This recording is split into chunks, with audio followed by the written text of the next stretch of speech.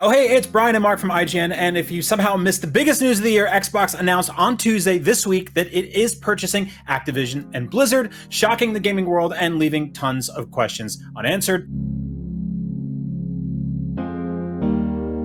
Mark, you're still shocked, right? I'm shocked every second, actually. Every minute that goes by, we get some new piece of information, and we have to turn our cameras back on and talk about it.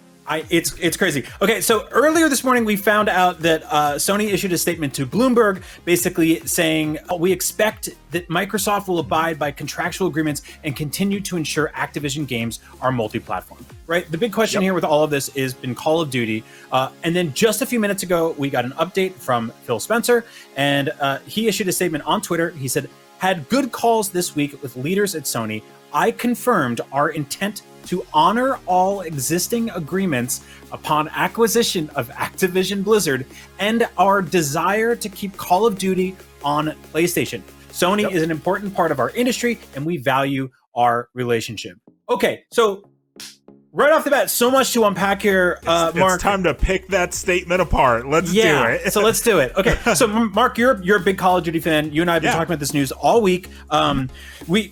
We found out earlier through a series of tweets and stuff like that the remaining existing Call of Duty deals will stay in place on PlayStation. Those games will not be removed from the store. The deals were a little shaky, right? Sony said, we hope that they honor those deals. And by that, they mean the future marketing deals. So Fingers crossed. Yeah, exactly. Yeah, so they said, we expect that Microsoft will abide by our contractual agreements and continue to ensure Activision games. So that to us, that meant that like pre-existing Call of Duty games that you've been able to buy on the store will still be purchasable on PlayStation. Phil's tweet makes it sound like, on first read, you would think Call of Duty's coming to PlayStation forever. Right? Yeah, your gut reaction is, this is the one thing I wanted to hear. And then you read it again, and then you start thinking, okay, what's missing from this tweet? Right. And that's when the detective hat comes on, and you're like, hold on.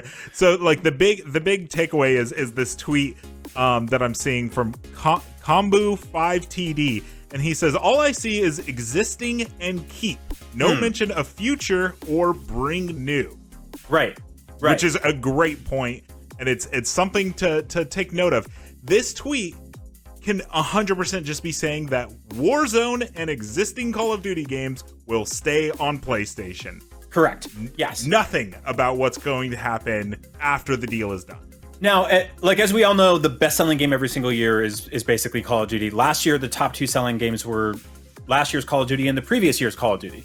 And Warzone's one of the most lucrative things in the world. It makes something like $5 million a day. It is the expectation that Warzone will stay on PlayStation forever. But this statement, honor all existing agreements upon acquisition, that just really means that anything that was existing before that, which is literally what it says, they will continue to honor in the same way they did with stuff like Deathloop and Ghostwire Tokyo when they did the ZeniMax Bethesda acquisition last year. So all those games launched on PlayStation as exclusives. They also came to PC, but we're talking console exclusives here, with a 1-year sort of caveat that after that they could go to Xbox. Now, bets are kind of off in the Call of Duty department because Warzone is a games as a service thing. It goes on theoretically forever. I don't think they'll just stop updating it on PlayStation. That'd be stupid. It's making good money. But I still don't understand exactly if we're going to be seeing like next year's or the year after's annual November Call of Duty game launching on multi-platforms in the same way it always has before. I'm still not getting that here. And there's just no answer to that question right now. My desire is for it to remain on PlayStation. Phil says that our desire is to keep Call of Duty on PlayStation. That word means nothing. Desire means nothing in the world of business. So we'll see.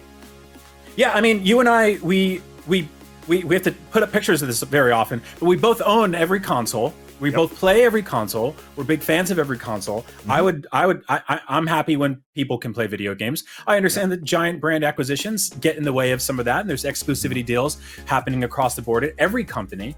But this is a big one. Call of Duty is a gigantic franchise for the video game industry, and it is like, on like, you move all the business aside, it is kind of cool if you get back into your sixth grade, middle school food fight, cafeteria, console war argument stuff here. It's cool to see Phil Spencer go, Sony is an important part of our industry. We value our relationship. I do appreciate that. I think that's that's a nice thing to do when you spend $70 billion on something to take something away from your friend, right?